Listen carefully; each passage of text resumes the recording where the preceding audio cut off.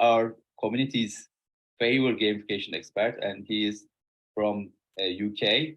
And actually, we were expecting to him as a physically in Turkey in 2020, I think in May. Actually, we already talked about it, and our physical conference going to be with Andrzej Marczewski. His user type is very important for gamification industry, and he is actually doing this research more than years. And right now, he is with us. I am very such honored to have him in this great presentation. And I think he's one of the best and known gamification expert in the world. So here, Andrzej Marczewski, and yes, some of our volunteers know him with his guitar skills too. But today, hopefully, he's just show his skills on gamification. Welcome, Andrzej. I know that he's going to take this. That's nice. Hello. Hello. It's been a very, very long time since I've done this, so I'm a bit out of practice. Right. So I was invited to do this to inspire you as gamification designers. And I could spend the next 15 minutes talking about my frameworks. I could spend the next 15 minutes talking about books, gamification, design, all these sorts of things. You know all of this. You're all gamification designers at this point, I'm hoping, because you're doing a gamification hackathon. So what I wanted to do was actually talk to you a bit more about being inspired. Fit it in with gamification, but have a little think about the things I'm going to tell you, because gamification, I've been in the industry for years and years and years, and it hasn't changed much. We still talk about the same things today that we spoke about 10 years ago. Michael's just done a fantastic talk on ChatGTP, for instance. Now, I've written 3 articles in the last 2 weeks through ChatGTP, and no one noticed. I barely wrote a word of it. I asked ChatGTP some questions, it produced the content, and one of them was so generic that it looked like 99% of all content out there on gamification, and ChatGTP did it for me. I didn't edit a word, and people told me how much they liked it. So for me, right now, what I want is, I don't want to inspire you as much as I want you to inspire me, because I've done all of that. I've done these little sort of frameworks and cool stuff and fun things. And I think all my content has been made available to you for free in the Discord group somewhere as well. So explore that, enjoy it. What I want to talk to you about now is being inspired. So first of all, when you're being inspired to develop your gamified solutions, whatever they may be, the first thing to think about is, why are you doing it? Not why gamification, but why are you here? What is it you're trying to achieve? You must have an idea that you want to see built out in the hackathon. You must want to be solving some kind of problem. And the very first thing that everyone fails at with gamification is they don't define their problem. They go, gamification, that's cool. I like gamification. Let's build it. And so they go off and build it, and they go, right, what am I going to solve with this?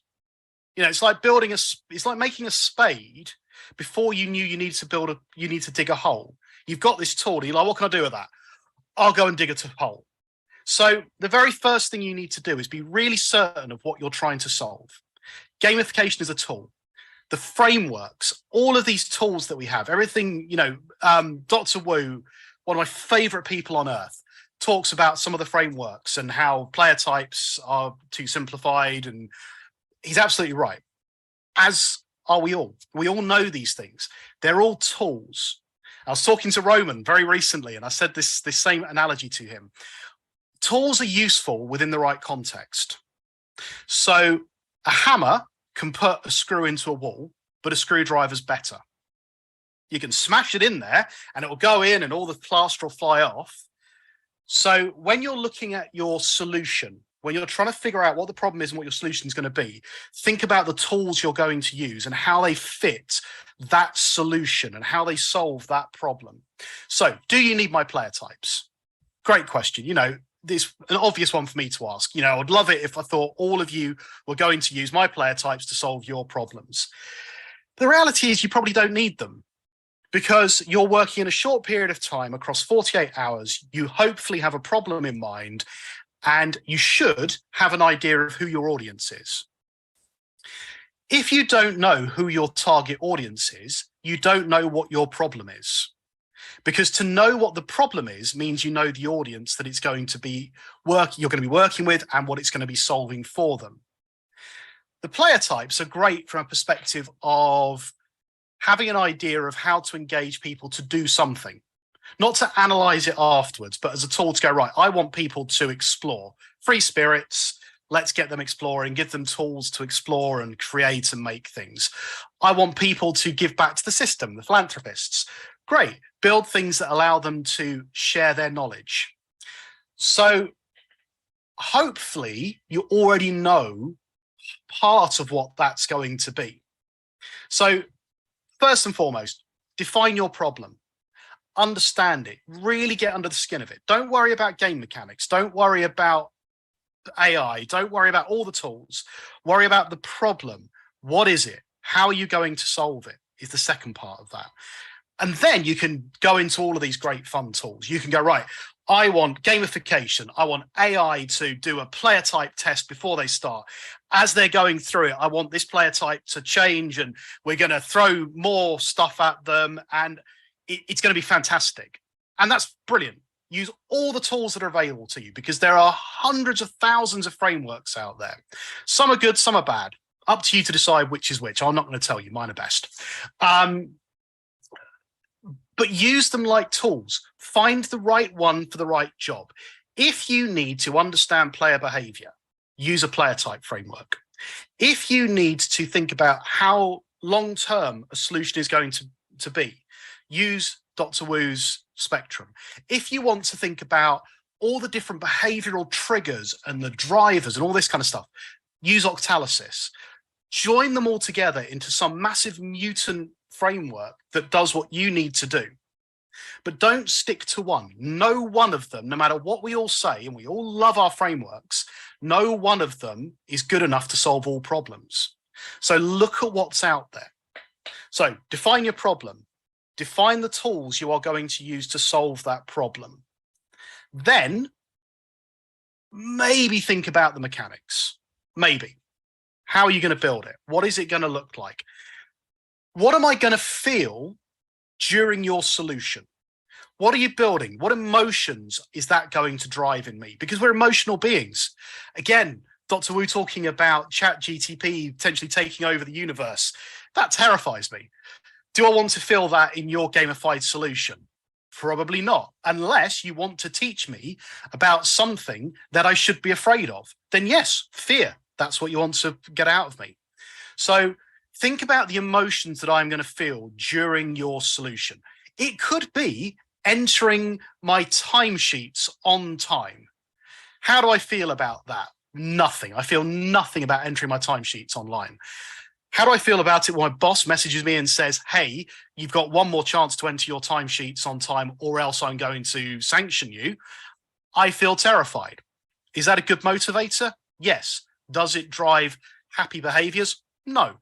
How can you encourage me to do it in a way that I feel good about? Gamification is all about making people do more of something. It's all it is. Very simply, I want you to do more of something that maybe you don't want to do more of. All behavioral change programs are about making people do more of something somebody else said they need to do more of. Now, it might be for their benefit. So I've got a Fitbit counter, and I talk about these all the time. You know, that tells me how many steps I've done. I don't want to do more steps. I'm lazy. I like my chair, but I know I need to do more. I'm asthmatic. I'm out of breath now just talking to you. So I know I need to do more exercise. So that is nudging me every half hour to stand up and move around a little bit and do whatever it needs doing. So how do I feel about that? It annoys me to death. But I know that it's benefiting me, and it usually comes at just the right time for me to stand up, do a little gym, and sit back down again and get on with work. So is that what you want me to feel? Do you want me to feel in your solution that I'm benefiting myself, even though I'm doing what you wanted me to do? That's a good thing for me to feel. Do I want to do it rather than feel I have to do it? Do you want me to feel happy, sad, excited, miserable, grumpy, whatever it is? how am I going to feel whilst I go through your solution? So problem, think about how you're going to solve the problem. How am I going to feel whilst you solve this problem? What am I going to do through it? Game mechanics, because it's a gamification solution. Now you can start thinking about the game mechanics and how they're all going to fit together. This is like Lego. You've got a box full of tools and things and bits and pieces. How is that all going to come together? Are you going to look at using social interaction to make me want to do more exercise, for instance? So are you going to use peer pressure? My friends being able to interact with me and say, hey, fatty, do more exercise? Maybe. Are you going to use an actual real game to make whatever it is you want me to do more enjoyable? Because games are just learning. You know, Raf Costa says fun is just another word for learning, because the games are the best way of teaching people things that maybe are boring and dull and rubbish. You know, gamification is often used to make awful things less awful. One of my definitions of gamification is making, I won't say the word because there are probably people on here who are too polite, but, you know, so I've just seen Roman saying, I would never say that. Is that about being fat, Roman, by any chance? You know, gamification is often about making bad experiences better. So is that what you're going to do with gamification? Is that why you are here? Think about that when you think about the mechanics, because some mechanics can actually make things more difficult. Some mechanics are essential. So if you were going to have one piece of advice from me on what mechanic to use above all other mechanics, it would be make use of progress. Whatever it is, can it be a progress bar? Can it be points and badge-based feedback? And I don't say rewards, feedback. Points and badges are not rewards, they are feedback. Please don't get into the habit of saying, give somebody a badge and they'll do more of it. It doesn't work, not for very long. But, you know, as part of your solution, when you're looking in your Lego box of all your tools and all of your mechanics, if there's no progress, if there is no progression, no feeling of I start here, I get here, and I improve across that journey, and all the way along, I get some feedback and understand where I am and how I'm doing and how I'm performing, your solution can't work. Because there's nothing to drive me to keep using the solution because I don't understand what I'm doing. So define the problem. Start thinking about how you're going to solve it. Think about how you want the person who's going through your solution to feel whilst they are going through it. Emotions are so important and so forgotten about when we build solutions. We think about it in very cold black and white terms. How am I going to feel during this build? Then mechanics. Make sure you include progress with feedback somehow. Doesn't matter how, as long as it's progress and feedback combined together. And finally, make it fun. Do something that actually makes whatever it is you're trying to do enjoyable for me to be part of, because then I am much more likely to do more of it and get more interested and more involved with it. Because if it ain't fun, I'm not going to spend my time doing it just because you want me to. So I think that's me at time. I think I'm about 1 minute over. So there, I hope some of that was useful. I hope that what you build is fun and solves the problem you are trying to solve. And like I said, there are tools out there. I think I've given away all my stuff for free on Discord. Altag can direct you towards that. Have fun, be awesome, and inspire me at the end of it. Thank you, Andrzej. Thank you. I mean, we already inspired me much. And I just wanted to repeat in just 2 minutes what you give us. It's very important. First of all, the Discord channel, everyone can reach after the opening speech. We already have our team in here, and we already our teams on here too, like Azerbaijan, Colombia, India, and in document part, thanks for Andrzej and Bartufun and others. They gave some free PDF and books. Actually, we already put in here. This is the Bartufun book, as you can see, and this is the Even Ninja Monkeys Like to Play PDF. from Andrzej. So you can download it, my friends. All attendees can find this in documents at left in Discord. If you cannot able to reach, please reach us, ask them, and we can get you. And we will put some more content in here too.